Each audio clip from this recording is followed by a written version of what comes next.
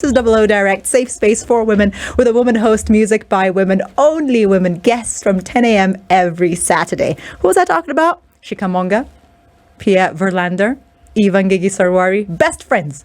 I'm telling you, all three of us, we hang all the time. Ladies, welcome to Double O Direct. Thank you, Olivia. Tell me about yourself. My name is Shika. First and foremost, I'm a mom of a 6-year-old, and he keeps me on my toes. Play date. I see it happening. And when I'm not busy doing that, I lead the marketing function at Google Kenya. I'm a self-professed geek. I love to ideate. Topics like metaphysics and artificial intelligence, academia excite me. What's your educational background? So I did study marketing and strategy. I've done that both at my undergrad and postgrad level. I did go deeper into marketing psychology as well, because I felt it was really important to understand what's going on in the alma what's mater. What's going to get you to sell it? What are they going to buy? What are they going to buy? Just kidding. Yes, absolutely. And I did specialize in child psychology as well as services marketing, because those are the intangible ones, but that's where you can make a lot of money. Hit. All right. Thank you, Shikamonga. Let's go to Pia.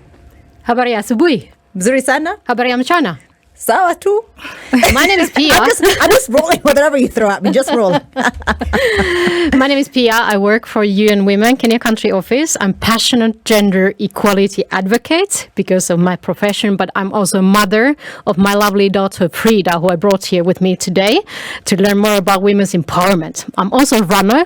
I'm enthusiast of aesthetics and beautiful issues, real estate, running, and mentoring young women, and also being a mentee of wonderful women like my country director, Anna Mutawati. Thank you. You're super polite. The first time I met Pia, for like 25 minutes, I had my AirPods on. I didn't notice I had my AirPods on. So here I am having this conversation with this lady, and she's just being so accommodating. Then one day I'm like, oh, what? Because we exchanged numbers, and I'm like, but because I told her, call me. So I'm like, why is it ringing in my ears? And then I was like, hot damn, had the AirPods on. I am so sorry about that. I'm not usually like that. And I just met like the Finnish ambassador like 5 minutes before. It went well. No problem. Apparently it went down. I'm known there with the Finns. All right, Eva, welcome to Double O Direct. Thank you, Olivia. It's good to see you again. My name is Eva. I'm the country manager for Visa. And when I'm not doing that, I'm a mother of 3, 16, 11, and 6. I literally just dropped off my daughter at soccer. Wow. So I am a soccer mom. But I'm also, recently acquired habit. I'm a fitness freak. So I work out 3 times a week. But beyond that, I am very passionate about financial services. So I was lucky enough to get a career in financial services. I was at it for 15 years before I moved over to Visa, which is still to some extent financial services. And I guess what's very interesting about that is the convergence between technology and financial services. Yeah. So, and that's what, gives birth to things like financial inclusion, digital equity, and that's where then purpose then comes in for me. So it's yes a job, but it's also a job that helps me make a difference. Yeah, so driving financial inclusion, driving equity, but most importantly I care about people. I'm very big on relationships. Yeah, so I've known Olivia for a couple of months now, and it's been a great journey of trying to see how do we also converge the work that we do and media. You've done something that I'm very jealous about. Not that she has a super amazing job and makes tons of money. Not that, right? What I'm jealous about is you having climbed Mount Kenya. Oh yeah, that was experience with no training. Yeah. And I say that with humility, not bragging about it. Yeah. So I didn't have enough time to train for it. So I had all of 3 weeks. Yeah. Wow. Bought my gear, broke into my shoes a day before, and summited.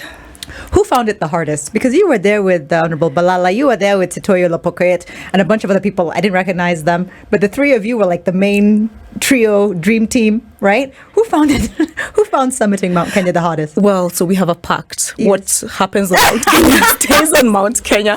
But I guess we were such an amazing team that pulled everyone together. Yeah. Yeah. So I think the joy was seeing everyone summit. Yeah. Excellent. So we are here to talk about the theme for this year's International Women's Day, 2023, DigitAll. innovation and technology for gender equalities. I'm going to go around once again and just start with you, Eva, this time, and ask you, what does IWD mean to you?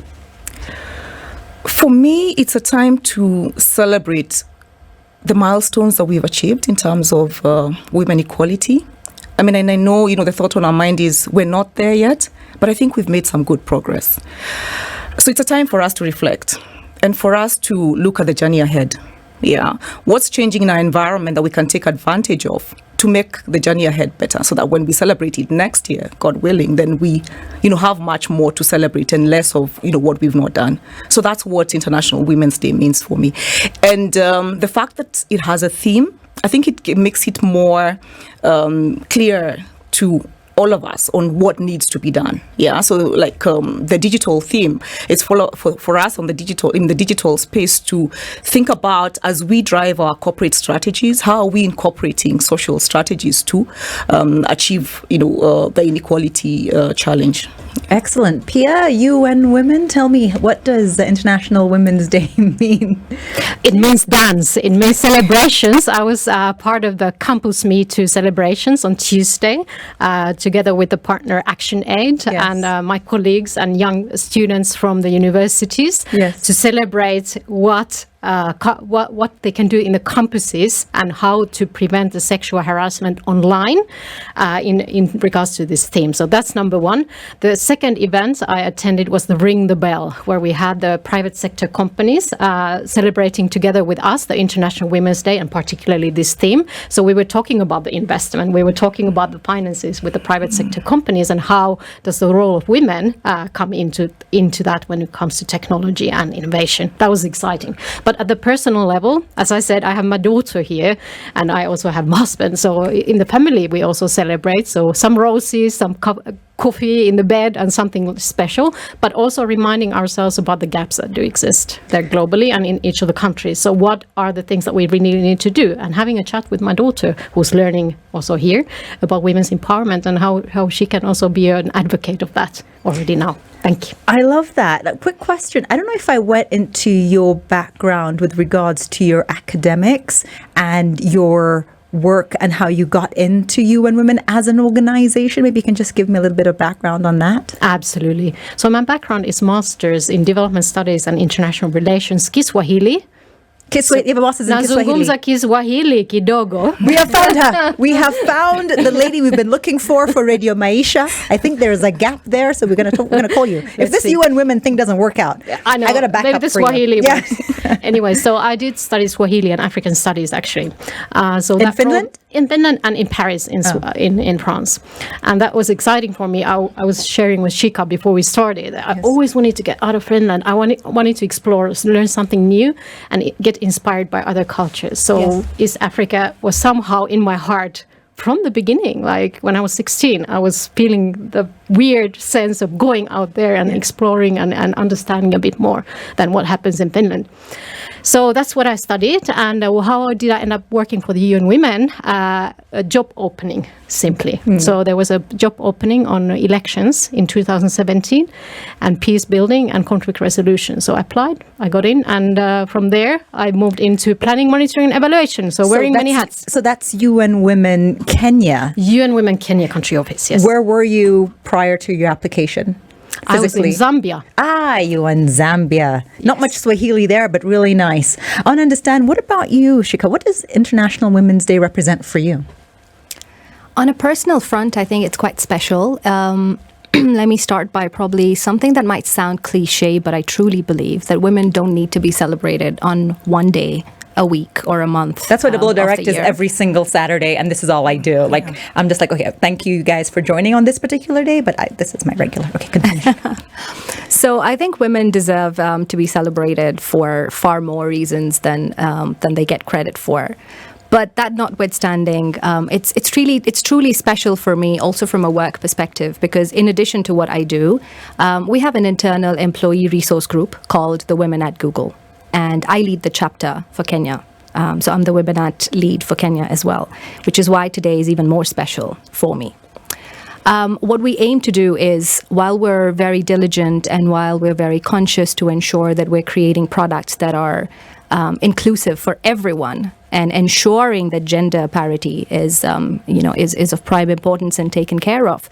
We're also very intentional about how women can show up at work in their whole true selves and still have career progression.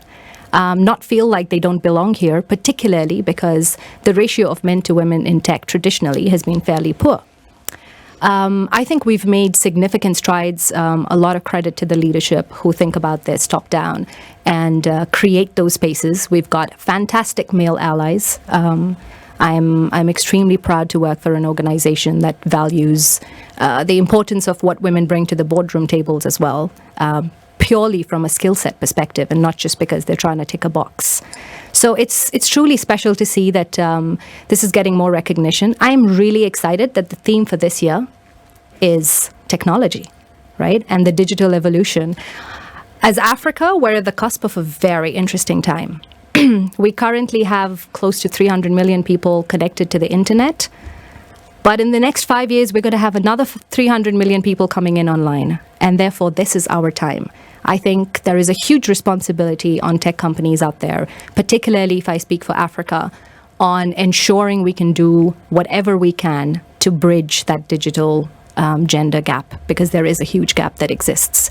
As Pia and Eva both alluded to, a lot of work has been done, yes, but we're not there yet. So I'd love to recognize the journey that we've come on, but I think there's a long way to go ahead.